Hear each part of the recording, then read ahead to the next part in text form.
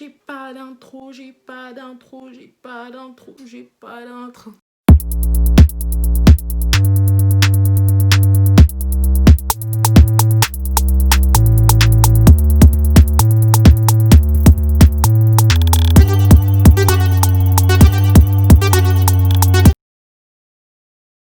Hey what's up guys, j'espère que vous allez très bien, moi ça va. Aujourd'hui on se retrouve pour parler de quelques documentaires, séries et films que j'ai rassemblés qui vous expliquent assez bien la situation actuelle qui se passe aux États-Unis et même dans le monde, mais surtout pour mieux comprendre pourquoi ça retentit autant aux US, pourquoi ça fait autant de bruit et pourquoi ça a pris une telle ampleur dans le monde. Ce sont des œuvres qui sont présentes sur Netflix et c'est d'ailleurs quelque chose que Netflix avait présenté et pour les avoir tous vus, je voulais vous en parler. Un peu plus en profondeur sans trop vous spoiler non plus. Je vous propose d'y aller tout de suite. La première œuvre dont je vais vous parler, c'est un documentaire qui s'appelle Le 13e, en anglais The 13, et ça fait référence au 13e amendement de la Constitution des États-Unis. Documentaire sorti en 2017. C'est un documentaire qui dure 1h40 et il est de Ava DuVernay. Dans ce documentaire, on va nous parler sans concession des universalistes, des militants, des activistes, des politiques qui vont analyser la criminalisation des Afro-Américains et le boom des prisons aux États-Unis. On va y explorer les liens entre la race, la justice et l'incarcération de masse aux États-Unis. Et donc je parlais du titre, donc c'est le 13e amendement de la Constitution des États-Unis qui interdit l'esclavage et qui a libéré les esclaves. Et donc par ça on entend qu'il garantit la liberté pour tous les Américains, excepté les criminels. On va nous parler de énormément de choses, il y a énormément de données dans ce documentaire, il y a énormément de choses très intéressante. On va voir que dans les années 1970, il y a eu l'incarcération de masse. Et ça a commencé, vraiment il y a eu une hausse. On nous parle aussi du fait que en fait le 13e amendement ça pose problème en fait parce que tout ce qu'il y a eu, l'incarcération, tout ça, on se rend compte qu'en fait finalement on fait des sous sur des condamnations. Quand tel prisonnier va se faire condamner, et bien derrière il y a une enseigne qui va récolter des sous, etc. Vous voyez, donc c'est très vicieux tout ça. De grandes entreprises vont obtenir des sous sur ça, notamment Alec, qui nous explique également que les gens actuellement ils sont en prison uniquement pour la seule et unique raison qu'ils sont trop pauvres pour payer une caution et ils sont également injustement. Voilà, ça c'est un des majeurs problèmes des prisons. Pourquoi aujourd'hui elles sont énormément surpeuplées aux US. On a un ordre d'idée, la population de prisonniers en 1990 aux États-Unis était de 1 179 000 en 2000, donc 10 ans plus tard, une décennie plus tard. Donc dans le temps comme ça paraît très long, mais en vérité c'est très court quand on réfléchit bien. Quand on regarde un peu, il y en a eu 2 15 000, donc c'est énorme. Il y a eu une hausse vraiment incroyable de presque 1 million de personnes, vraiment on s'y rapproche pas loin. Et on nous parle de tout ça en fait et de tout le problème autour de ça. Il y a eu également une loi pénale qui a été mise en place par Bill Clinton durant son mandat, qui prévoyait de donner 30 milliards de dollars pour émanciper le système carcéral, donc plus de prisons, plus de forces de l'ordre, etc. Ça a posé problème. On parle d'énormément de choses, on nous parle qu'après l'abolition, une nouvelle forme d'esclavage est née qui est le travail forcé. On parle de drogue, la guerre que l'État a menée contre les drogues. En fait, elle est en réalité aussi contre les j'aime pas du tout ce terme, mais les personnes de couleur, ou du moins les noirs et les latinos aux US. On nous parle aussi des médias qui représentent excessivement les noirs, qui se font arrêter, emprisonnés, menottes aux mains surtout. Excessivement oui, parce que ce n'est pas du tout la réalité en fait, c'est vraiment appuyer le trait à son maximum. Il y a de nombreux intervenants, donc c'est très intéressant. Il y a Bryan Stevenson qui est un auteur, avocat, écrivain. D'ailleurs, le film Just Mercy, La Voix de la Justice, dont j'ai fait une vidéo d'ailleurs, est basé sur ses mémoires à lui, à Bryan Stevenson. On va retrouver James Kilgore, Angela Davis, Khalid J. Mohammed, Michelle Alexander, plein de gens, donc c'est super intéressant, vraiment je vous conseille vraiment d'aller le voir. En plus il est disponible sur YouTube tellement il est bien, ils l'ont mis disponible sur YouTube donc gratuitement, donc vraiment foncez, il est super intéressant. De plus il y a eu un entretien entre Oprah Winfrey et Ava DuVernay, donc la réalisatrice de ce documentaire, où elle parle du documentaire en vrai, c'est genre 36 minutes et c'est vraiment très intéressant. Là nous allons passer à une mini-série qui a fait un grand boom lorsqu'elle est sortie, c'est le cas de leur dire, donc c'est Dans leur regard, aka When They See Us. C'est sorti en 2019, c'est composé d'une saison de 4 épisodes qui dure entre 1h et 1h30 et c'est une série de Ava DuVernay, encore elle, vraiment Ava DuVernay, elle fait grave le taf, très clairement, elle fait grave le taf au niveau de raconter un peu toutes les choses au niveau des noirs, au niveau de l'activisme et de la réalisation, c'est une super réalisatrice, vraiment, je la kiffe. Anyway, c'était la petite parenthèse. Donc en gros, c'est l'histoire de 4 adolescents noirs Corey Wise, Kevin Richardson, Youssef Sallah et Anton McKay et un adolescent hispanique, Raymond Santana, qui viennent de Harlem et qui en 1989 se retrouvent accusés du viol d'une jeune joggeuse blanche, Central Park, donc à New York. Les 5 qui ont été accusés à tort sont connus aussi sous le nom de The Exonerated Five ou The Central Park Five. Donc ils ont certaines appellations qui, quand on dit ça, on sait déjà de qui on parle. Bien sûr, c'est une histoire vraie. On nous explique comment ça s'est passé. On nous dit que les 4, ils étaient mineurs au moment des faits, qu'ils ont été innocentés avec les preuves ADN et que pourtant, ils ont quand même été en prison. Il y a même eu Trump à l'époque, qui était passé à la télé à l'époque, qui disait qu'il les haïssait et que clairement, il demandait la peine de mort. Alors qu'ils étaient... La peine de mort, c'est un autre débat, mais ils étaient... À la fois, il n'y avait pas de preuves concrètes.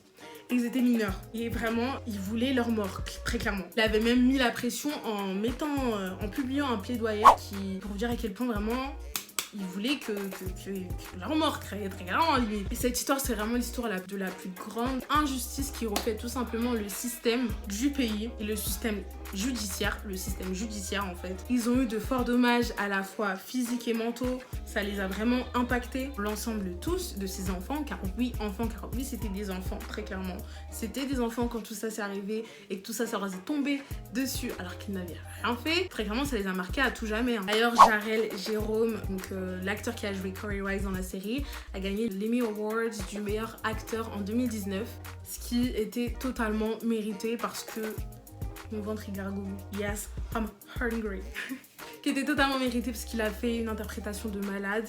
Et j'ai pas envie de trop en dire, mais il faut savoir que Corey Wise, ils ont tous très très souffert. Et Corey Wise, vraiment, lui, pour le coup, il en a vraiment plus mangé que les autres. Sans vouloir aller trop loin dans les détails, parce que je pense que c'est plus intéressant si vous allez voir la mini-série directement. Mais vraiment, Corey Wise a été impacté de mort à la mort, de ouf, vraiment beaucoup.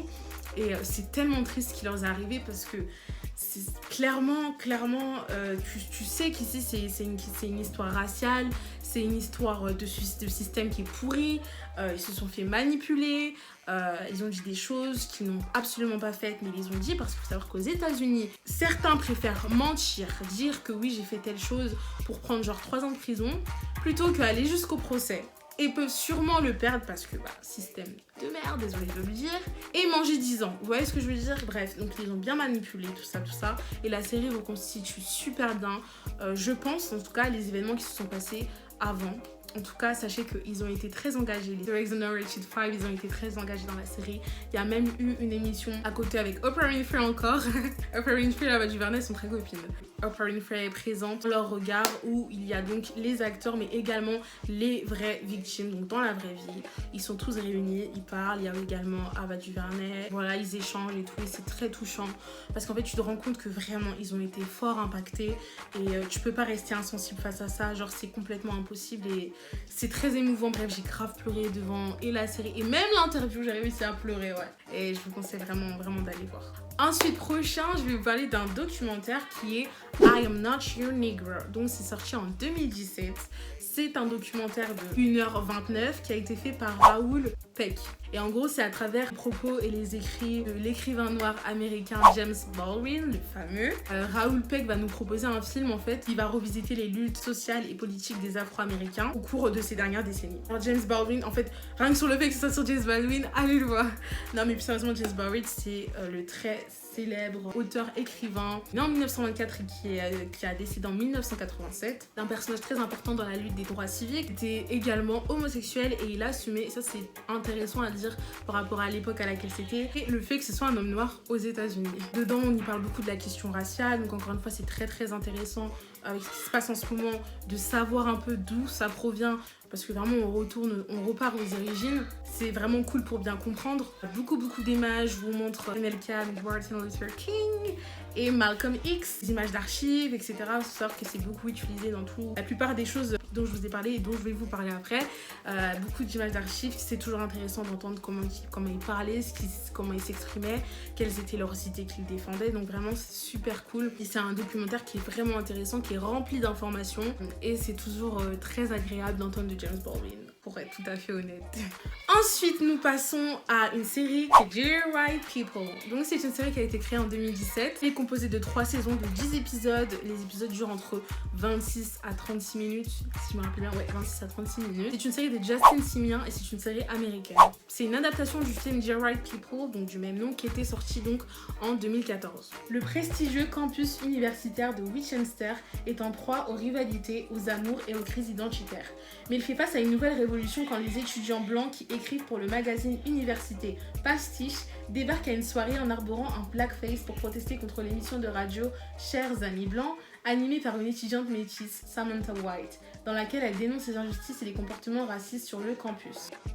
Série qui a été victime de nombreuses controverses parce que déjà un clou nom Dear White People, genre c'est une série très directe et qui est assumée, c'est-à-dire que les écrivains, les scénaristes, quand ils font cette série, ils savent très bien ce qu'ils font et pourquoi ils ont mis ce dialogue là, ils le savent, c'est vraiment pour piquer très clairement. Beaucoup ont parlé de racisme anti-blanc, de énormément de choses, voilà. C'est une série vraiment qui fait mal, hein, on va se le dire, parce qu'elle dit les termes, Dis le terme.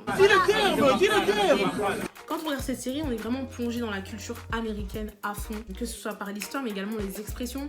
Donc encore une fois, je pense que même avec le contexte actuel, ça peut sembler complètement hors sujet ce que je vais vous dire, mais enfin, il y a des choses que vous allez comprendre, genre des propos, je sais pas, des choses, des idées donc qu'on met en lumière maintenant avec le mouvement BLM qui a pris un peu plus d'ampleur maintenant, qui sont dans cette série expliquées. Donc c'est vraiment intéressant, je trouve, à regarder, c'est vraiment cool. Et aussi tu en apprends beaucoup sur ce que les Noirs américains vivent, ont vécu, et aussi beaucoup sur les jeunes Noirs américains, parce que les événements se passent dans une université. Donc oui, ils vont parler des problèmes des Noirs en général, mais ils vont parler aussi des problèmes que rencontrent des Noirs à l'université. C'est expliqué assez simplement. Ce sont des propos que tu peux comprendre. C'est une série, donc c'est là aussi pour divertir. On en apprend aussi grâce à cette série, tu vois. Après, au niveau des idées, cette série, c'est soit t'es d'accord avec, soit tu ne l'es pas, soit t'es sans opinion, ça y a aucun problème.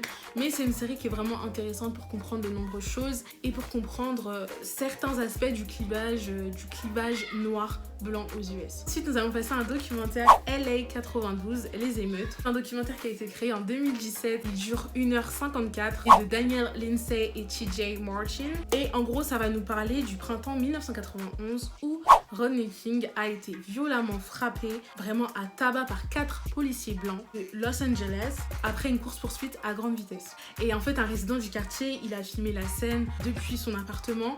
C'est la très célèbre scène, entre guillemets, c'est très bizarre de dire ça, on dirait que c'est quelque chose de positif alors que pas du tout. Non mais je veux dire, c'est la vidéo qui a beaucoup tourné, je vous la mettrai pas ici, puisque non quoi, mais enfin elle a énormément tourné. Et c'est celle qui glace le sang complètement. Ce documentaire, il va nous montrer des images exclusives qu'on n'avait pas vues, enfin moi en tout cas, je les ai jamais vues et jamais nulle part ailleurs.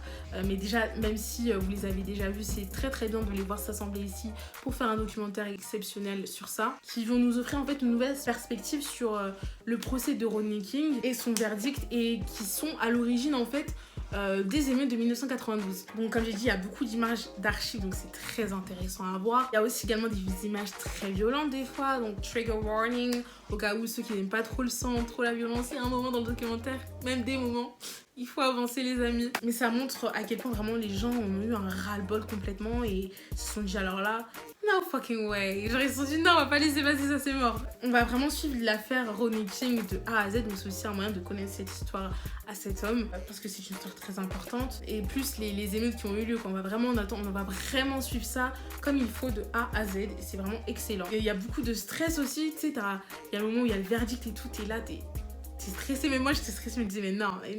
C'est un documentaire qui est vraiment bien ficelé. Ils abordent une période qui est très tumultueuse, qui a été très tumultueuse aux États-Unis et qui est importante, car les émeutes de 1992 font partie des plus grandes émeutes du pays, très clairement. Ça a été quelque chose vraiment incroyable. Il y a eu beaucoup de dégâts matériels, il y a eu vraiment beaucoup de gens en sang, très clairement il y a eu énormément de blessés, mais au niveau du matériel ça a vraiment été touché. Il y a eu des vols, des bâtiments, des magasins, tout a été cassé, ça a été vraiment très violent. D'ailleurs les gens comparent souvent les images de ce qui s'était passé en 1992, certaines images quand tu les vois et tout, les comparent vraiment avec ce qui s'est passé récemment avec George Floyd, le meurtre de George Floyd et sa mort, et ce que ça a donc engendré, notamment à Minneapolis mais aussi partout à travers les États-Unis. Ensuite là nous allons passer à un documentaire Donc c'est Times the Caliph Brothers Story. Donc en français il me semble que c'est tout simplement l'histoire de Caliph Brothers. Ça a été fait en 2017 et il y a beaucoup de choses qui ont été faites en 2017 ici. Donc il y a une saison de 6 épisodes qui dure environ 43 minutes. C'est un documentaire de Jenny First, Julia Willoughby, Mason, Nick Sando et Jay-Z est coproducteur de ce documentaire. En fait l'histoire de Caliph Brothers, c'est ce jeune homme noir qui a été emprisonné dans la prison de Rikers Island entre 2010 et 2013 pour avoir prétendument volé un sac à main sans avoir été jugé ni condamné. Donc il est resté en prison de 2010 à 2013 sans avoir eu de quoi que ce soit. En fait, ils l'ont mis en prison directement. C'est hyper grave. Et en fait, ce documentaire va ouvrir une porte sur les nombreuses injustices aux États-Unis qui sont présentes dans le système judiciaire américain, tout simplement. Il a également été mis en isolement cellulaire pendant 2 ans et ça a énormément joué sur la personne qu'il est devenu. C'est vraiment super triste, quoi, quand tu sais qu'il n'y a rien fait. Tellement dégueulasse. Il y a ça, mais en plus de savoir qu'il n'a jamais été jugé, ni il n'y a jamais eu de preuves ou quoi. C'est vraiment désastreux comme histoire, c'est voilà, honte. Dans ce documentaire, on y questionne le système, encore une fois, beaucoup de système dans cette vidéo, mais c'est vraiment le mot de la vidéo, j'ai envie de dire, le système. C'est très intéressant à questionner en fait, vu le climat actuel. Ça a toujours été questionné le système de toute façon, mais encore plus là. Et l'histoire même de Caliph Brothers, comme je vous ai dit, elle est tellement révoltante et triste. Genre tu te dis mais comment c'est possible en fait?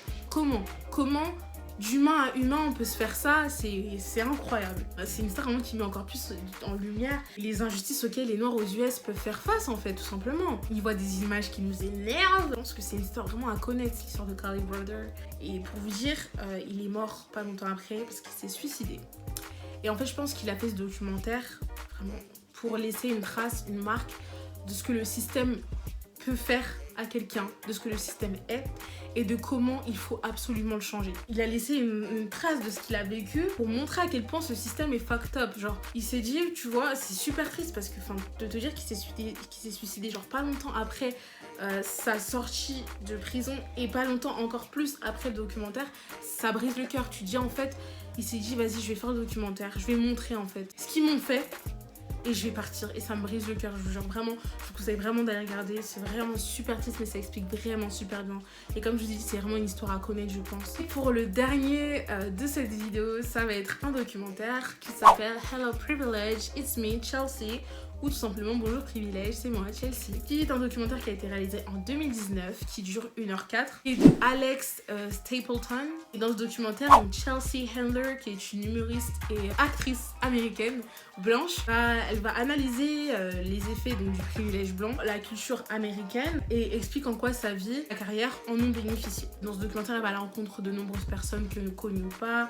Au début, elle va voir Tiffany Haddish et Kevin Hart, qui sont tous les deux des acteurs noirs, donc ils sont dans le même domaine les deux. Ils sont également humoristes, les trois pardon d'ailleurs. Elle pose des questions, elle s'intéresse. Après au niveau des gens moins connus, elle va aller voir un groupe qui parle du privilège blanc. Elle va aller voir des personnes blanches qui ne croient pas au privilège blanc. Elle va aller voir un peu de tout. Elle va parler à un auteur, il me semble, oui c'est un auteur je crois. Elle parle du privilège blanc qui lui-même est blanc. Bref, ils vont parler d'énormément de choses. C'est vraiment un documentaire où tu la vois aller à la rencontre de gens en fait qui donnent leur avis sur ce qui est le concept du privilège blanc. Elle essaie vraiment de comprendre et d'avoir des avis différents. Après j'avoue que ce documentaire il a eu beaucoup de critiques car il a été d'ailleurs il est mal noté je crois sur les sites genre Cheap Allociné et tout. Certains jugent qu'il a été fait maladroitement. Pour certains que même le simple fait de pouvoir avoir fait ce documentaire est un privilège. Bref, beaucoup l'ont critiqué, voilà. Moi je pense que ça reste quand même intéressant à voir. Au moins pour les gens qui n'ont aucune idée de ce qu'est le privilège blanc. Je dis pas que c'est là-bas que vous devez prendre toutes vos informations parce qu'en plus c'est des avis bien différents de tous. Je pense que par ce documentaire-là, elle essaie pas forcément d'éduquer, c'était surtout une démarche personnelle, elle essaie de comprendre et le partage avec tout le monde. Je pense que c'était une manière de montrer en fait, tu vois, de voir les différents avis. Ça c'était tous ces documentaires filmés, c'est vrai que je vous conseille quand même pour comprendre ce qui se passe actuellement un peu plus. Après j'en ai pris quelques autres que dont j'ai pas parlé dans cette liste parce que je ne les ai pas encore vus. Il y a Who Killed Malcolm X, The Death and Life of Marsha P. Johnson, American Son, Strong Island. Donc tout ça c'est des choses, je crois, qui racontent l'histoire de 3 personnes. Donc Malcolm X, Marsha P. Johnson et Strong Island, c'est l'histoire d'un jeune homme noir. Et American Son c'est un film, une fiction, où en gros ça va être 2 parents dont leur fils va disparaître en fait pendant une nuit. et la mère est noire et le père est blanc. Tu vois les tensions en même temps qu'il y a dans les couples mixtes, des choses qui ne vont pas. Bref, il est intéressant aussi, il est cool à voir, vraiment, je vous le conseille également. Je pense que je vais m'arrêter là, hein, j'ai tout dit. Bah écoutez, je vous fais de très gros bisous. Portez-vous bien, n'oubliez pas de lâcher votre petit pouce bleu si vous avez kiffé, de vous abonner pour me soutenir. Ça fait toujours plaisir. De mettre la cloche pour savoir quand je sors de prochaines vidéos, de vous abonner à mes réseaux sociaux parce que je suis très active, surtout en ce moment, sur Insta. Et moi je vous fais de très gros bisous. Encore une fois, portez-vous bien, je vous kiffe et prenez soin de vous et des gens autour de vous. Et faites gaffe, le corona court toujours les rues. Et Black Lives Matter. Et je vais vous mettre des pétitions à signer. Encore le site, j'avais mis dans mon ancienne vidéo, dans ma vidéo concernant BLM, les manifestations et tout. Je vais le remettre encore ici, le lien des pétitions utiles encore qui ont besoin de signatures pour certaines à signer. Donc voilà, je vous fais de très gros bisous.